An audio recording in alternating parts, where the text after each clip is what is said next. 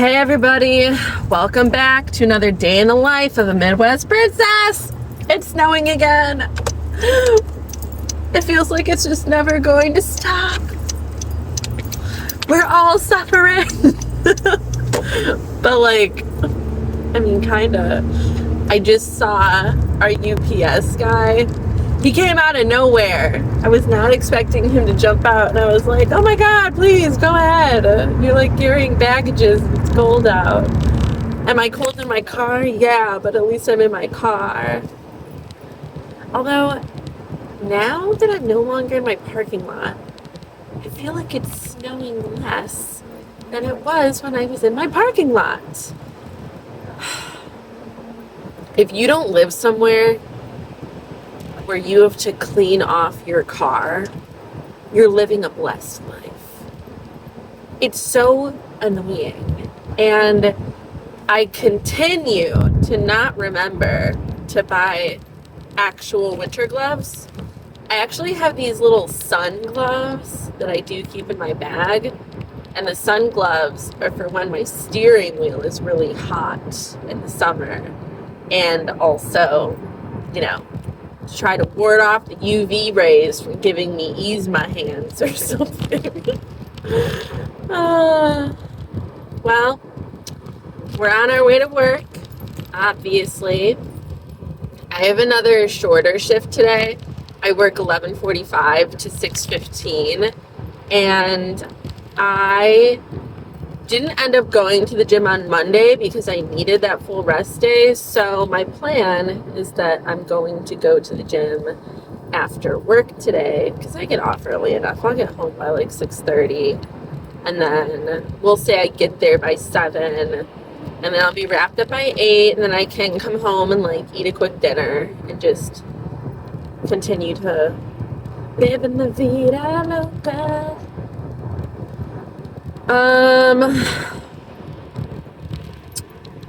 What is on the agenda for today? I'm satisfied with where the back room is at. I'm not going to probably do anything more with that today. Ooh, that reminds me. So, yesterday, there is this dumpster trolley thing that I was using to transport all of the stuff that I was getting rid of to the upstairs compactor. I ended up filling that trolley up twice, so it's a lot of stuff. And I was able to get most of it out from the first one, but then the compactor was filled, and I am not trained in using the trash compactor.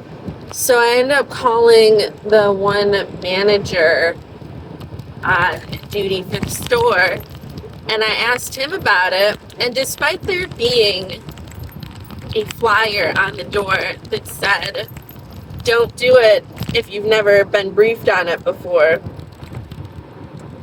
he gave me very simplified instructions and made it sound like there was just nothing to it. So I was like, okay, because I was kind of reaching out to elicit his help. Like, hey, maybe you can come and guide me through this. And he was just like, nope, you got it. So I followed his instructions, and I pushed in this key thing. And when I opened the compactor door, nothing had happened. And then I tried pushing it in again and turning it or whatever. And it made the sound again, but it still didn't do anything.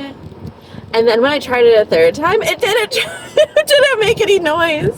So I'm like, oh my god, did I break it? I'm assuming I didn't break it. It probably just needs to be reset or something. But if I did break it, whose fault is that? I hit up the manager on duty to help me, and he said, you don't need any help. And he didn't come to help me. And then I was never able to empty the compactor or whatever. And I ended up leaving that trolley full of really heavy plastic because I would have begrudgingly put that all into the compactor, but I couldn't because it was full and I couldn't clear it. So I just left it because it was like time for me to leave. And I feel bad for Doug, I guess. Doug is like the head maintenance guy. I want to like Doug because he is a nice person and he's one of those guys that, like, he could be handsome. He's older. He's probably like 50 something. But he's got a nice, like, leaner build. He has good structure to his face. And he has, like, a full head of hair. But he's giving man of no real confidence. He doesn't speak with any kind of conviction or, like, when you know he's trying to really, like, tell you something. It's not landing. And he also just unnecessarily prattles on and on and on. And it's really annoying. It makes me get kind of short with him. Because, for example, yesterday, I saw him in the break room. And I was like, hey, Doug, I just wanted to check with you and make sure it was cool that I take that dumpster because I need to clear out the back stock room. And I couldn't even tell you what he started saying because none of it mattered. And then he was going into how he'll be leaving in 10 minutes for a doctor's appointment and going into too much detail. I'm just like, okay, so I'm good to take the dumpster.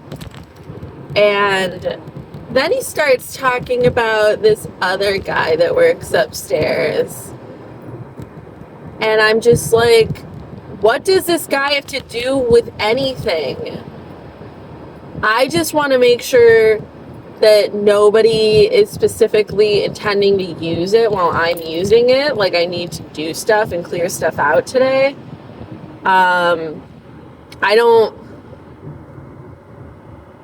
This isn't like a permission thing or like I need help locating it. As if I don't know where it is. That was the other thing. He was trying to tell me where it was as if it's not always in the same place. Like I don't know where its home base is. And I'm just like, yeah, Doug, I know. I fucking know that it's upstairs in that little room. Like, you've seen me go and put stuff in there. And it's not the first time that I've ever used the dumpster. Shut up. I think he's another person that might just be kind of... Does he have the tism? Just a touch of the tism? I don't know. I would say... Is that person stuck? I would say I have a touch of the tism. And I hope that people don't want to strangle me the way that I be wanting to strangle some of these people. I never want to strangle the Heinens guy, but I do fantasize about strangling Doug because he just talks so much for somebody who is not saying anything. Like, I don't even know what he's saying half the time. So I'm assuming that Doug had to deal with my full heavy trolley that I left behind, I would have taken care of it. But when I did seek out help from somebody, a man very much the opposite of a Doug, where Alex is fully confident in everything he's saying, even if he has that classic confidence that we all aspire to of the average mediocre white man. That's definitely him. But he has a great voice, and he uses his voice with authority, even though there's not a whole lot backing that up as far as I've ever been able to tell.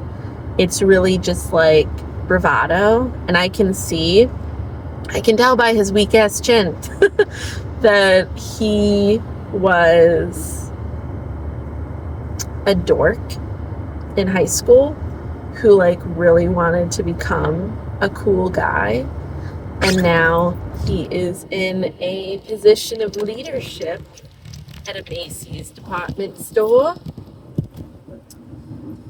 and he just feels very like I'm kind of a big deal. I'll just let the women do everything though, because like everybody else who is in charge, 90% women. Women ruling the world. But I'm sure he gets lots of credit. Of course he does. Even though he's useless. Because I know he sure as hell didn't come help me with the compactor. That would have been the manliest thing he did all day. So, we'll see if I hear anything about the compactor. Danielle, you left that trolley full of stuff and broke the compactor. Well, never used it before. Asked for help. Was empowered to do it myself. Clearly didn't work out, and I tried to empty the first one, and what can I say? I was cleaning out the stock room. Well, you didn't tell anybody. Well, I didn't know I broke it, to be honest. I kind of assumed that it wasn't broken and I was just incompetent. But damn, that thing breaks easy. Why am I manifesting this? Everything's fine. It's not broken. This has been a real prattle session. I really embodied Doug in this episode where I literally talked about nothing for 13 minutes. So, whatever. Hopefully like stock or something came today. I gotta check the numbers. We should still be up. We've got an extra 1,000 than we needed for plan or for like to beat last year in so far. Now granted, this is not even the end of the first month, but that's still awesome to have an extra 1,000 in. Killing it.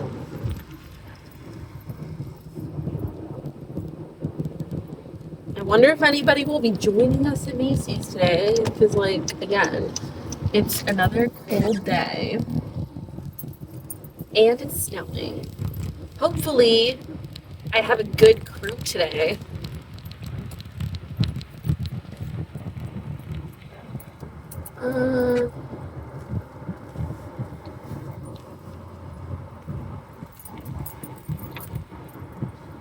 And I'm like 10 minutes early, which is pretty awesome, I guess.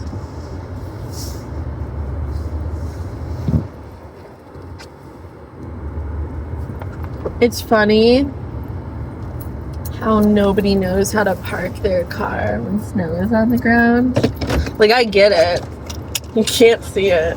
but all the lines are just these wonky zigzags. Like, even though the lines are missing, they still weren't able to park in sync with the other cars that are already here. My little parking lot of silly billy dummies. How cute. Ooh, I want to see what I got paid today. Should I start talking about money more? I feel like I like when other people talk about their money situations. Because you see people living lifestyles and you're like, how do you appear so broke or so well off? Like, how do you look like that and live a life like this when you make whatever you make? That would be fun. I'm kind of at a point where I guess I like talking about money a little bit. I'm like more comfortable with money. But okay, bye for now.